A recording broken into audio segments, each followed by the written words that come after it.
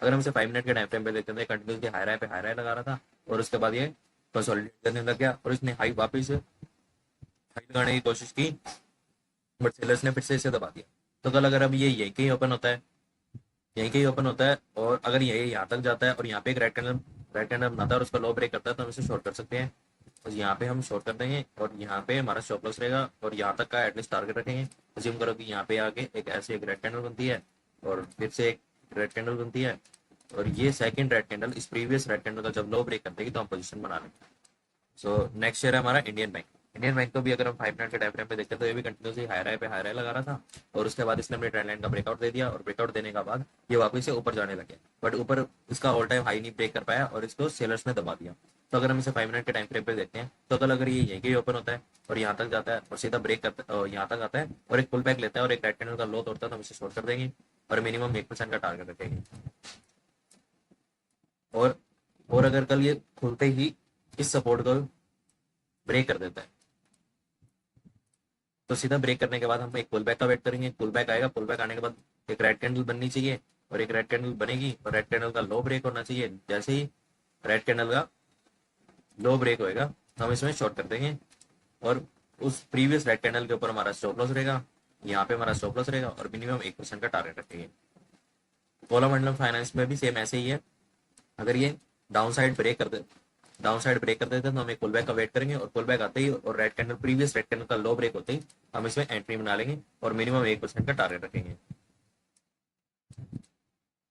Next share है are cable. अगर हम इसे 5 मिनट के टाइम फ्रेम पे देखते हैं तो ये शेयर भी कंटिन्यूसली हाई राय लगा रहा था और इसने अपनी ट्रेंड लाइन का ब्रेकआउट दे दिया है और ब्रेकआउट देने के बाद ये फिर से ऊपर आने की कोशिश कर रहा है और इसने कुछ इन्वर्टेड हेड एंड शोल्डर जैसा पैटर्न भी बना रखा है। बट अगर कल ये यहीं कहीं ओपन हो जाता है और एक रेड कैंडल बनाता है और उसका लो ब्रेक करता है तो हम इसे यहाँ पे शॉर्ट कर देंगे और मिनिमम 1% का टारगेट रखेंगे। नेक्स्ट शेयर है blue star. Daily time frame पे पहले देखते हैं। तो डेली टाइम फ्रेम पे इसने एक बहुत बड़ी रैली दिया, देख सकते हैं इसने अपनी रिसेंटली पहले इसका ऑल टाइम हाई ब्रेक किया यहाँ पे और उसके बाद इतना बड़ी ग्रीन कैंडल से बाइंग आई है। इसमें आप देख सकते हो कितना बड़ा मूव है, सीधा एक ही दिन में 20% का मूव आ रहा हूँ। तो अगर अब एकदम से ही 20% का मूव आ जाता है तो इसका ये मतलब नहीं है कि उसके बाद मार्केट क्रैश हो जाएगी या धीरे धीरे नीचे गिरती ही जाएगी। अब एक बाइंग आई है तो फिर बाइंग सस्टेन रहेगी, अब इसे अप ट्रेंड में ही जाना चाहिए। अगर आप देखो तो ये 4 रेड कैंडल्स बनी है कंटिन्यूसली और इन 4 कैंडल्स ने चारों दिन में सिर्फ 5% का फॉल दिया है, सिर्फ 5% का। 4 रेड कैंडल्स पूरे डेली टाइम फ्रेम की एक दिन में ही 4-5% का मूव आ जाता है अगर फॉल होना होता है तो अगर हम इसे 5 मिनट के टाइम फ्रेम पे देखते हैं तो ये कंटिन्यूसली इस डाउन ट्रेंड लाइन को फॉलो कर रहा है और ये इस लो को ढंग से ब्रेक नहीं कर रहा। ब्रेक करने के बाद इसने जैसे कि मार्केट स्ट्रक्चर नहीं बनाई। जैसे कि मैं कहता हूँ जब भी ब्रेक करता है कोई भी पैटर्न तो हमें क्या करना चाहिए, ब्रेक करते ही पोजीशन नहीं बनानी। जैसे ब्रेक किया, ब्रेक करने के बाद एक पुल बैक लेना चाहिए और पुल बैक लेने के बाद एक रेड कैंडल बनाए और उसका लो ब्रेक करे तभी हम इसे शॉर्ट करेंगे। आप देख सकते हो अब जिन्होंने भी यहाँ पे अब ये रेड कैंडल यहाँ पे जिन्होंने पोजीशन बनाई होती और यहाँ पे उनका स्टॉप लॉस होता और मिनिमम 1% का टारगेट रखते तो 1% का वैसे तो अभी देख सकते हो 1% का पूरा हिट नहीं होता और ये स्टॉप लॉस ले जाता और स्टॉप लॉस भी बड़ा होता है इसके कारण। जब ब्रेकआउट कैंडल होती है वो हमेशा ज्यादातर बड़ी रहती है तो स्टॉप लॉस भी बड़ा कर देती है। और मैं क्या कहता हूँ यहाँ पे पुल बैक लेना चाहिए, यहाँ पे एक रेड कैंडल बनती और उसका लो ब्रेक करता तो हम छोड़ करते हैं, बट ऐसा हुआ नहीं। आप देख सकते हो जब भी ये नीचे ब्रेक कर रहा है ये वापस से ऊपर चला जा रहा है, जो कि बहुत ही अच्छा साइन है इसका बाइंग आने का।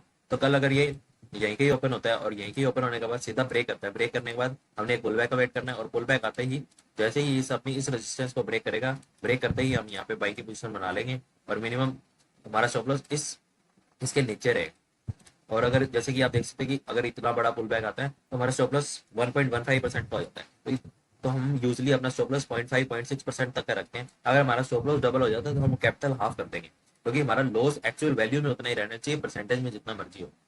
तो मेरी कोशिश क्या रहती है कि अगर मैं 1 लाख की कैपिटल यूज करता हूँ तो मैं 3,500 तक का ही लॉस मेरे को बर्दाश्त होता है। इससे ज्यादा मैं लॉस नहीं देना चाहता। 4,000 से ऊपर जल जाता है तो मुझे अच्छा नहीं लगता। तो इतना ही लॉस देना है तो हम अपनी कैपिटल घटा देंगे। अगर मान लो हमारा और बहुत बड़ी बड़ी कैंडल्स बनती है, हमारा स्टॉप लॉस 2% तक चला जाता है। 2% इतना बड़ा पुल बैक आया है कि जैसे अज्यूम करो, मैं आपको दिखाता हूँ। यहाँ पे कैंडल बनी, एक इतना बड़ा पुल बैक आया, फिर यहाँ तक एक पुल बैक आया और फिर ब्रेक करने जा रहा है। बड़ी बड़ी कैंडल्स बन रही है।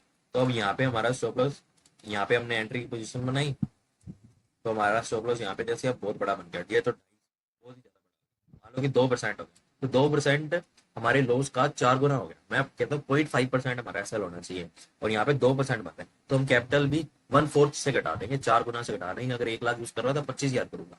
और जब इतने बड़े स्टॉप लॉस हो जाते हैं तो हम टारगेट 1:1 रखेंगे, जो 1% का टारगेट नहीं रखेंगे। जैसे अब 2.13% एसएल बन रहा है तो इतना बड़ा ही टारगेट रखेंगे, क्योंकि 1:2 का टारगेट तो बिल्कुल नहीं रखना है इस टाइम पे, क्योंकि मार्केट जो होती है पूरे दिन में 1.5 से 2% ही एवरेज मूव करती है। कोई भी स्टॉक होता है, भले उसमें मूव आया हो ना आया हो, हम ये मानकर चलेंगे कि 1.5 से 2% तो मूव करेगा ही करेगा। तो उस बेस पे ट्रेड लेते हैं। अब ऐसे नहीं कि अगर अब 2% का हमारा स्टॉप लॉस हो रहा है तो हम 4% का टारगेट लगा देंगे कि भाई 1:2 तो लेके जाएंगे। ये पॉसिबल नहीं है। 4% के मूव एक ही दिन में आना बहुत ही रेयरली आते हैं, तो इसके पीछे ऐसे नहीं करते। तो नेक्स्ट शेयर है हमारा अपार इंडस्ट्रीज। अपार इंडस्ट्रीज को अगर हम 5 मिनट के टाइम फ्रेम पे देखते तो ये भी कंटिन्यूसली हाई राय लगा रहा था, और कल इसने अपने सारे लॉस ब्रेक कर दिए। तो कल अगर ये यहीं कहीं ओपन होता है और ये यहाँ तक जाता है, यहाँ तक जाता है और एक राइट कलर बनाता है और उसका लो ब्रेक करता है, तो हम इसे शॉर्ट कर सकते हैं और मिनिमम इस सपोर्ट तक का टारगेट रख सकते हैं।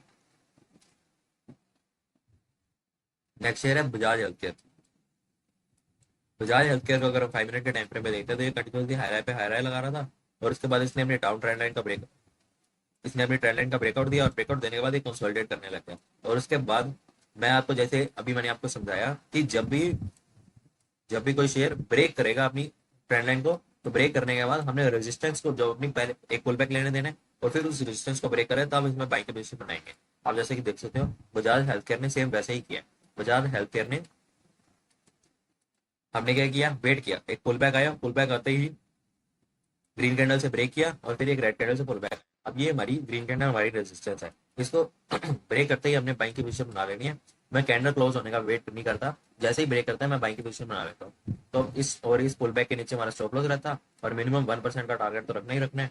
आप देख सकते हैं, और मूव देख सकते हो कि 2% तक का मूव है। वो ब्रेक करते ही पुल बैक आना चाहिए। ऐसे नहीं है कि यहाँ पे पहले 3 बड़ी बड़ी रेड कैंडल्स बन जाए यहाँ तक और फिर पुल बैक आए, और फिर आप यहाँ पे सोचो कि मैं यहाँ पे अब यहाँ से ब्रेक करेगा तो बाइंग की पोजीशन बनाऊंगा। नहीं, इतनी बड़ी पहले से ही इतना बड़ा मूव आ जाएगा तो फिर कोई मतलब नहीं बनता। अब मैं आपको कल का एक शेयर दिखाता हूँ, टाटा इन्वेस्ट।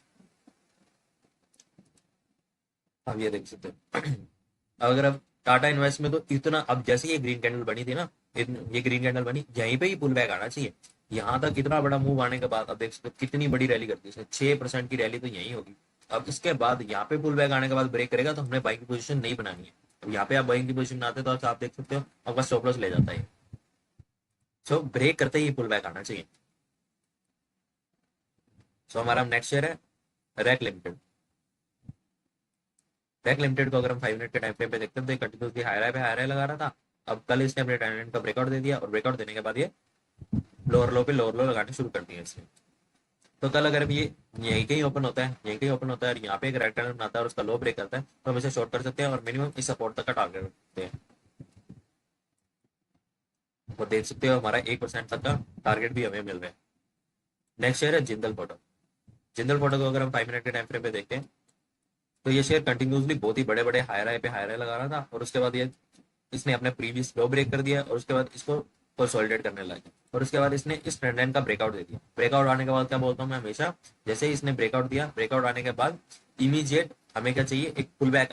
एक पुल बैक आ गया, लेकिन इस पुल बैक को ब्रेक नहीं किया तो हमने बाइक की पोजीशन नहीं बनाई। आप देख सकते हो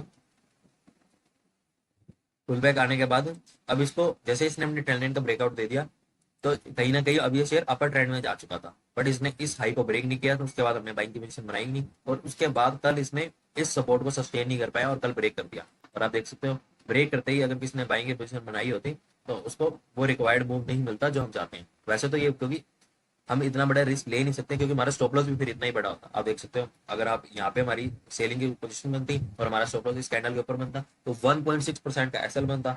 देख सकते हो इतना बड़ा मूव आया भले है, बट कितना रिस्की है ये, 1.6% का एसएल भी जा रहा है हमारा।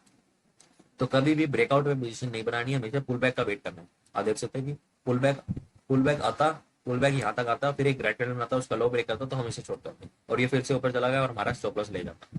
तो अब इसने ये अपना प्रीवियस जो इतनी सारी यहाँ से सपोर्ट लग रहा था वो लो ब्रेक कर दिए, तो कहीं ना कहीं इसने इंडिकेट कर दिया कि अब ये सेलिंग की साइड ही जाएगा। तो कल अगर अब ये यहीं के ओपन होता है और एक रेड कैंडल बनाता है, तो यहीं के ओपन होता है और एक रेड कैंडल बनाता है, तो हम इसे शॉर्ट, और उस प्रीवियस रेड कैंडल का लो ब्रेक करता है तो हम इसे शॉर्ट कर सकते हैं, और मिनिमम 1% का टारगेट रखना ही है। आप चाहे तो यहाँ तक का भी रख सकते हैं।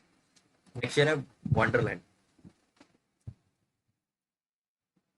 अगर हम वंडरलैंड को देखते हैं तो ये कंटिन्यूसली हाई राय लगा रहा था और कुछ राइजिंग वेज जैसा पैटर्न बना रहा था, और उसके बाद इसने अपनी डाउन ट्रेंड का ब्रेकआउट दे दिया, और ब्रेकआउट देने के बाद मैं हमेशा एक ही बात बोलता हूँ कि ब्रेकआउट देने के बाद हमने एक पुल बैक का वेट करना है। देख सकते हैं कि यहाँ पे जैसे कि ब्रेकआउट दिया अच्छी तरह से और एक पुल बैक का वेट करना, और फिर जब रेड कैंडल बनाएगा उसका लो ब्रेक करेगा तो हम इसे शॉर्ट करेंगे। लेकिन इसने रेड कैंडल बनाई नहीं यहाँ पे आने के बाद और उसका लो नहीं ब्रेक किया तो हमने शॉर्ट नहीं किया। आप देख सकते हो फिर से ऊपर चला गया है। और और इसने फिर से अपनी इस हाई को क्रॉस करने की कोशिश की, हालांकि बहुत ही अच्छी तरह से हाई ब्रेक किया, सब कुछ हुआ, बट फिर से इस अपर ट्रेंड लाइन से रेजिस्टेंस लेके ये नीचे आ गया। तो कल हम इसको शॉर्ट नहीं करेंगे जब तक ये इस सपोर्ट को ब्रेक नहीं कर देता। जब तक इस सपोर्ट को ब्रेक नहीं कर देता तब तक इस शेयर में ट्रेड करना रिस्की है। जब ये यहाँ से इस रेजिस्टेंस सपोर्ट को ब्रेक कर देगा, ब्रेक करने के बाद जब ये पुल बैक लेगा और ये अपनी एक रेड कैंडल बनाएगा, उसका लो ब्रेक करेगा, तब हम इसे शॉर्ट करेंगे, और इस रेड कैंडल के ऊपर हमारा स्टॉप लॉस रहेगा और मिनिमम हम 1% का टारगेट तो रखेंगे। और आपको मेरी वीडियोस अगर वॉच लिस्ट की देखनी है तो सॉरी गाइज मैं थोड़ा लेट हो जाता हूँ, कभी मेरी वीडियोस रात के 10-11 बजे तक तो आ ही जाती है मोस्ट ऑफ द टाइम। अगर रात को 10-11 बजे नहीं आती तो सुबह 8-8:30 तो आ ही जाती है। मार्केट खुलने से पहले मैं हमेशा वीडियोस डाल देता हूँ। और सबसे बेस्ट पार्ट है आपको मेरी वीडियोस देखने का कि जो मैं आपके साथ स्टॉक्स वॉच लिस्ट में शेयर करता हूँ उन्हीं शेयर में ही ट्रेड लेता हूँ, और उसके बेस पे ही पीएनएल वीडियोस भी डालता हूँ। और मैं अपने वीकली पीएनएल भी आपके साथ शेयर करता हूँ, मंथली पीएनएल भी शेयर करता हूँ। हालांकि अभी तक मैंने मंथली पीएनएल शेयर किया नहीं है, बट इस अक्टूबर मंथ का पीएनएल जरूर शेयर करूंगा आपके साथ में। और वीकली पीएनएल भी हर वीक के हर डे के आपके साथ शेयर करूंगा, क्योंकि बाकी सारे ट्रेडर्स ये नहीं करते हैं, जो कि क्लियरली इंडिकेट करता है कि जो वो स्टॉक्स आपको दिखाते हैं उनमें वो ट्रेड करते नहीं है, वो सिर्फ सपोर्ट एंड रेजिस्टेंस और सब आपको मार्क करके दे देते हैं। मैं आपको आपके साथ ये सिंपल सी स्ट्रेटजी यूज करता हूँ, आपको दिखा रहा हूँ कि कैसे एक इसमें trend line support and resistance के बेस पर ट्रेड करता हूँ और काफी अच्छे प्रॉफिट्स करता हूँ। बाकी सारे ट्रेडर्स सिर्फ आपको ये पैटर्न ड्रॉ करके दे देंगे कि हाँ यहाँ पे हेड एंड शोल्डर बनना है, यहाँ पे डिसेंडिंग ट्रायंगल बन रहा है और ये ब्रेक करेगा तो ट्रेड ले ले। ब्रेक करने पे ट्रेड नहीं लेना, मैंने अभी आपको 2-3 शेयर्स में एक्सप्लेन किया। ब्रेकआउट के आने के बाद हमने एक पुल बैक का वेट करना है, और फिर हमने जब उस ग्रीन कैंडल या रेड कैंडल का लो या हाई ब्रेक होगा तभी हमने पोजिशन बनानी है। और मैं एक ही स्ट्रेटजी यूज करता हूँ जो कि आपके सामने मैं ऑलमोस्ट हर एक चार्ट में एक्सप्लेन कर रहा हूँ कि ट्रेंड लाइन के ब्रेकआउट आने के बाद मैं वेट करता हूँ, उसको कंसोलिडेट होने देता हूँ, और जब फिर अपने लोअर हाई या हायर हाई को ब्रेक करता है और उसके बाद उस बेस पे हम ट्रेड लेते हैं। और अगर आपको ये स्ट्रेटजी को कम्प्लीटली डिटेल में जानना है तो मैंने एक स्टॉक मार्केट क्रैश कोर्स वाली वीडियो डाल रखी है 6 घंटे की, जिसमें मैंने ये स्ट्रेटजी एक्सप्लेन की हुई है, तो आप वो जाकर देख सकते हैं। मैं वीडियो का लिंक आई बटन में शेयर कर दूंगा। So thank you guys for watching, मिलते हैं नेक्स्ट